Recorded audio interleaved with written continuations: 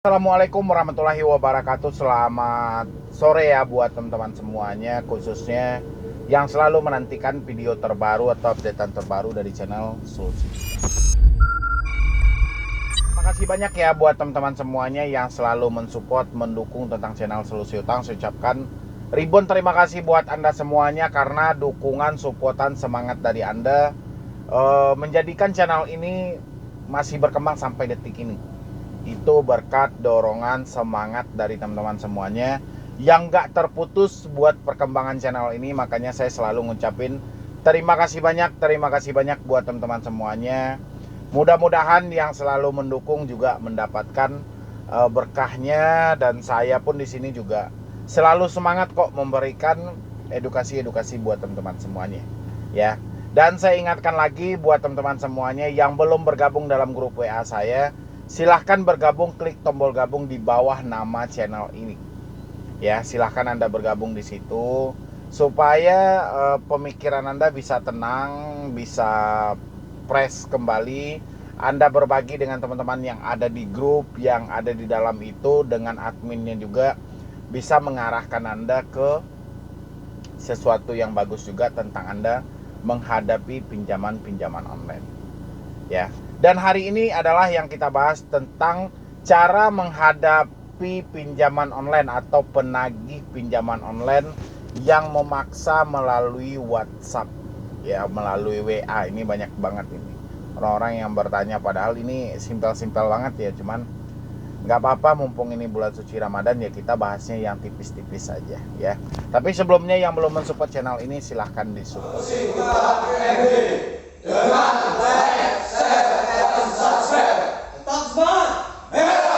menghadapi pinjaman online ya. Ini cukup rumit memang, apalagi ini via WA ya. Ini ada pertanyaan di beberapa teman. Tadi itu saya sempat mengambilnya, mana ya, saya lihat lagi dulu.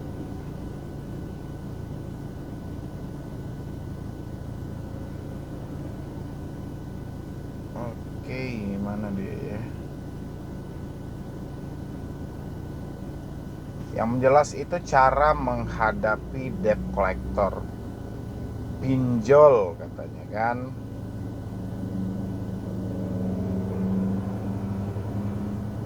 Selamat siang Bang, saya sedang terjerat beberapa pinjol ilegal karena kemarin sering dapat telepon, WA, dan SMS yang menggiurkan. Tapi sekarang saya tidak ada uang untuk membayar pinjaman. Saya bisa stop pembayaran dulu, tapi bagaimana dengan bunganya ya Bang? Saya takut akan membludak ketika DC ke rumah. Hutang saya malah jadi puluhan juta nantinya. Ini menghayal ini. Ya, ini siapa namanya ini? Ini Dean Sugianto. Ini hayalan Anda terlalu jauh. Yang Anda pinjam itu pinjol ilegal. Kayak mana Anda membayangkan bagaimana dia datang ke rumah dengan hutang puluhan juta, sementara mereka menunjukkan wujud ke depan publik aja itu mereka takut karena mereka diincar oleh pihak kepolisian karena tindakan mereka itu sudah jelas ilegal ya. Kalau misalnya Anda ditelepon di WA dan SMS, Anda nggak perlu balas dan nggak perlu respon ya, karena pinjol ilegal nggak perlu Anda balas dan nggak perlu Anda respon. Oke, catat itu dari teman-teman semuanya. Nggak perlu Anda balas dan nggak perlu Anda respon juga. Mana tadi ya? Saya ada jumpa tadi itu.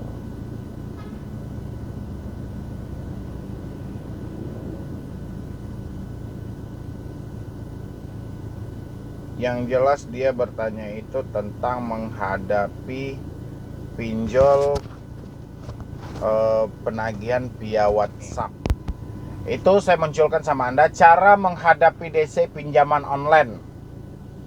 Kristi Dwitia. Kristi, selamat sore Bang Medi, saya Kristi. Saya mau tanya, kenapa ya penagihan pinjol yang menagih via WA tidak mau menyebutkan nama aplikasinya dan bagaimana cara untuk mengatasinya? Oke. Banyak memang pinjol itu melakukan penekanan, melakukan pengancaman, tapi tidak menyebutkan nama aplikasinya. OJK pernah menyebutkan hal ini. Kalau ada pinjol legal yang menagih tidak beretika, yang mengancam-ngancam, yang melakukan penekanan terhadap debitur dan lain sebagainya, ya, yang jelas mengarah ke sesuatu yang tidak diperbolehkan, itu kami akan cabut izinnya. Ya. Sekarang yang terjadi, pinjol melakukan hal itu semuanya. Apa yang dilarang oleh OJK, pinjol OJK itu melakukannya, tapi mereka tidak mau menyebutkan nama aplikasinya. Ya. Jadi aturan yang dibikin OJK sama aja bohong. Ya, OJK menunggu dulu. Misalnya ada orang yang diancam oleh pinjol legal, baru dilaporkan ke OJK, baru OJK melakukan tindakan. Sementara orang saat ini diancam oleh pinjol tidak menyebutkan nama aplikasinya. Otomatis OJK tidak akan menerima laporan. Ya. Laporan atas pinjol mana yang melakukan penagihan dana debetur nggak akan ditanggapi oleh OJK karena tidak ada namanya yang jelas. Ya. Ukurannya, kalau OJK membentuk aturan seperti tadi, kalau ada pinjol dari kami yang telah terverifikasi, yang telah legal, melakukan tindakan di luar dari SOP yang ada, kita akan tindak tegas. Tapi OJK harus selidiki. Jangan hanya menanti laporan dari masyarakat. Ya, kalau hanya menanti laporan dari masyarakat, sementara pinjol tidak mau menyebutkan nama aplikasinya, makanya saya bilangin, aturan yang dibikin OJK itu, sanksi yang dibikin OJK itu hanya mustahil, tidak akan ditemukan juga. Ya, contoh, ada masyarakat yang diancam oleh pinjol A misalnya gitu, tapi pinjol A ini melakukan pengancaman tidak menyebutkan nama aplikasi. Ya, walaupun si debetur itu tahu bahwa ini dari pinjol A ini, habis itu dia melaporkan kepada OJK. Oh, selamat siang OJK, saya diancam ini oleh pinjol yang ini misalnya gitu, walaupun dia tidak menyebutkan, tapi si debetur tahu ini dari pinjol ini. OJK melihat dari ancaman itu tidak menyebutkan nama aplikasinya. Ya sudah, kata OJK, ini ilegal ini. Adukan aja ke Satgas Waspada Investasi. Jadi dilempar sana, dilempar sini, lempar sana, lempar sini. Jadi semua aturan yang dibikin oleh OJK itu untuk pinjol ini hanya sebatas formalitas. Ya. Makanya di sini ditanya oleh Ibu Kristi ini, saya mau tanya, kenapa penagih pinjol yang menagih via WA tidak mau menyebutkan nama aplikasinya? Pertama, takut sanksi dari OJK. Yang kedua, semuanya sudah disetting dan didramakan gitu loh. Ya, jadi Anda ditekan, dicaci maki, mereka tidak menyebutkan nama aplikasinya, Anda tidak bisa melapor ke OJK. Ya, itu poinnya. Tapi kalau Anda mampu untuk membuka misteri ini, kita bisa proses ini. Ya, kalau ada dari teman-teman yang mampu untuk membuka hal itu. Habis itu, aplikasi dan bagaimana cara untuk mengatasinya. Mengatasinya ini sebenarnya gampang ya. Kalau soal hutang piutang ini kan urusan privasi, urusan pribadi. Kalau ada orang yang melakukan penagihan kepada kita, tidak menyebutkan nama aplikasi, bahkan kita sudah berulang kali bertanya ke mereka, Anda dari mana, Anda dari mana, mereka tidak menjawab, alangkah baiknya diblokir saja. Kalau saya ya, karena soal hutang piutang ini adalah privasi kita, pribadi kita. Tidak mungkin kita akan membicarakan soal pribadi dengan orang-orang yang jelas-jelas tidak ada hubungannya dengan hutang kita. Ya, kayak gitu ya dari teman-teman semuanya. Kalau saya mengatasinya cuman kayak gitu aja. Tapi kalau sudah banyak meneror, tidak menyebutkan nama aplikasinya juga, Anda sudah berusaha mencari tahu ini dari aplikasi mana, mereka tidak menyebutkan juga. Saya berharap Anda mengganti kartu Anda segera. Ganti kartu, reset HP Anda ke setelan pabrik, hapus WA. Ya, itu sudah kacau itu. Kayak mana caranya kita mau membayar, mereka tidak menunjukkan arah pembayaran kita kemana, ke aplikasi mana ini. Ya kan bingung, kita nanya malah dicaci maki. Kita tanya baik-baik malah dicaci maki. Ya, alangkah baiknya Anda ganti aja nomor Anda dan hapus WA Anda. Ya. Kalau dari saya sih cuman gitu. Sebenarnya menghadapi DC pinjol itu gampang aja. DC pinjol itu kan kekuatannya dari smartphone ini. Kalau handphone ini sudah mati, sudah kalah itu DC-nya gitu loh. Ya.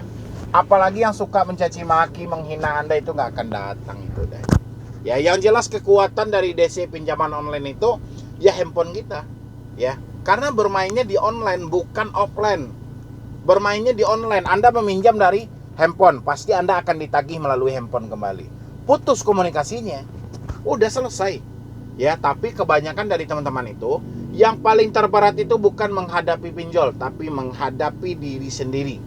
Melawan rasa takut yang dipikirkan oleh diri kita untuk mencelakai diri kita juga gitu loh. Parah nggak itu? Ya, kita yang memikirkan, kita yang ketakutan, kita pula yang kepusingan mencari solusinya sendiri. Padahal fakta nggak ada seperti itu. Ya, contoh kayak tadi kan dia bilangin, bagaimana dengan bunganya? Dia sudah tahu ini pinjol ilegal. Saya pinjam di pinjol ilegal. Pak Mahfud MD bilangin, pinjam di pinjol ilegal apapun jenisnya nggak usah dibayar.